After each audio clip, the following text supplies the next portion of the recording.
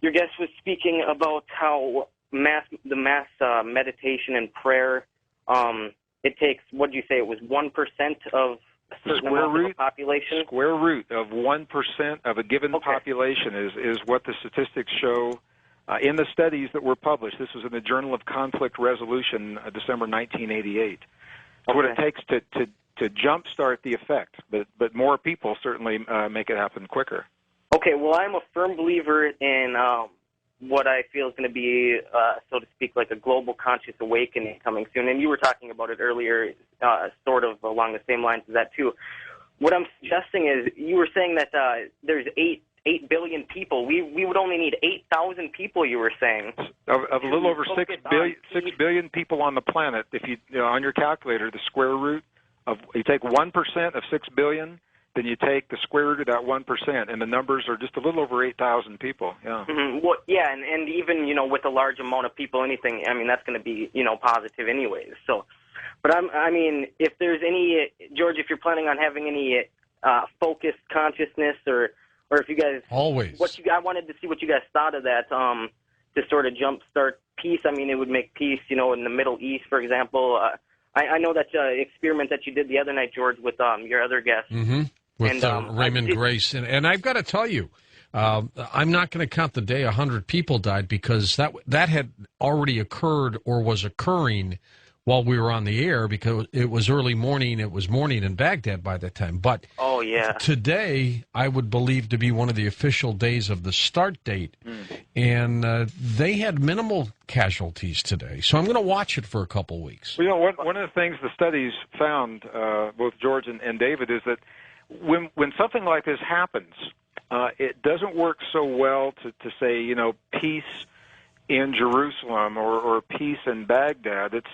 It's about peace, period. When consciousness is feeling peace, it appears that all that can happen is peace. And when we polarize it and say, here's the good guys, here's the bad guys, and peace over here, and let these guys win, it doesn't appear to be effective in that way. This is about it's about a universal sense of peace, and in the presence of that peace, all that happens is peace.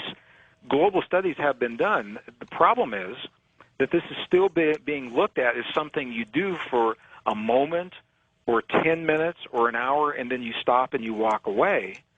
And what the masters of our past have told us, and what the laboratory experiments are showing, is it's not something you do, it's something you be. It's a way of being. If the world is mirroring what we are feeling collectively, then we're invited to collectively to feel that peace, as Gandhi said, to feel that peace in your heart to the best of your ability. And we all have times where we can feel it more than others, certainly, but to the best of our ability. And in that way, life becomes literally the perpetual prayer. That's the part that has not been really picked up on a large scale. So that's why these things aren't as successful maybe as they could be.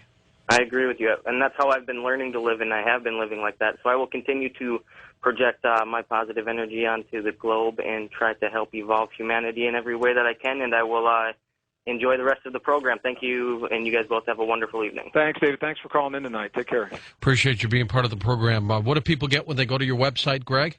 What they'll find is a schedule of, we do multimedia events all over the world, George. We've got a lot of them in this country. We're showing the video clips of these healings that I'm talking about. We're showing moving images demonstrating the experiments and direct experience in the room, and it's a lot of fun. They're fast-moving programs.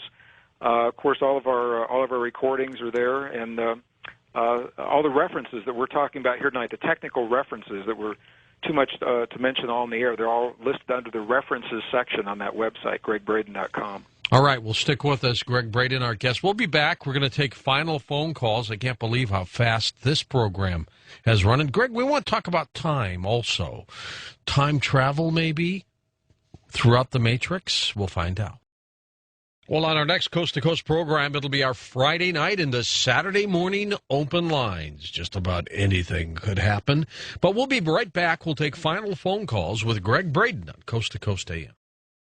Rapid night tonight, Greg. How does this equate to time travel, if at all, if you can hit the matrix? Well, once again, George, and again, we talk about in more detail in the book, but it's because if time travel is happening, there must be a conduit, something that we're moving through, and within the realm of human experience we're talking about, time and space really don't exist in this realm. That's why, the military has used the divine matrix. They didn't call it that. But even as far back as the early 90s in the first Gulf War, they would train individuals in what we now call remote viewing, sitting in an office in Virginia to find Scud missile locations in Iraq, so we didn't have to send live troops in and risk their lives to find them, and they would pinpoint them that way. So distance in that respect really doesn't mean the same thing as it means in our 3D conscious beta state. Time in the laboratory, there are experiments that have been done, fascinating experiments where quantum particles have been taken into the present moment. In other words, 5 seconds ago, they moved this particle from where it was then to where it is now, and they know all the properties about the particle now. They change that particle now, and what they've found is that it actually changes what it is that happened before the particle ever got there. It's a mind-boggler when you think about these things, but the reason that I talk so much about what's happening with the quantum particles is because we're made of those particles. For 75 years, scientists have tried to convince us we're made of quantum particles, and we believe that now. And now that they're finding all these seemingly miraculous things that these particles do, they say, well, that has nothing to do with our everyday world. And the question I'm asking in the book is, are those quantum particles, are they showing us the anomalies of science, or are they showing us the possibilities that await us as we learn this language of the divine matrix? And every one of those miracles, whether it's being in two places at once, or instantly connected as in remote viewing, or going from physical energy into invisible matter, like the healing of the tumor, every one of those things that we've mentioned, people have done in the past. And if one person can do it, it's probably there for all of us. It's about learning to master this language, and the language is based not in our brains, but it's in our hearts. All right, let's go to the phones again. Wildcard line, you're on Coast to Coast with us. Hi there. Hi, this is Tana, and I'm in Montana. Hi, How Tana. are you guys?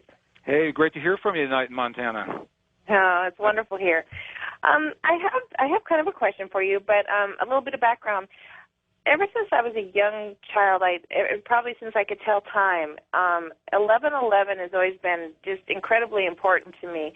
In my young head, that was the time that I had a phone call to God, and I got a minute.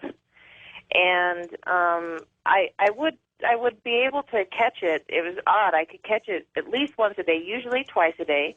And my belief was that I was able to talk to God, ask Him for something, and then the angels were going to spread their little wings, and occasionally feathers would fall out of their wings, and they would come down to earth, and my prayer would be answered. Well, growing up in this abusive household and a family that did not believe in God, I realized that God wasn't going to just magically give me a new family. So I kind of changed my thought process. I don't know quite how I did it, but I decided to just be in that moment, in that minute that I had with God, and hope that possibly that feather would fall. And I stopped hoping for myself, but I started hoping for others to possibly be kinder to me, or for something grand to come into my life, something wonderful, or somehow find peace within myself.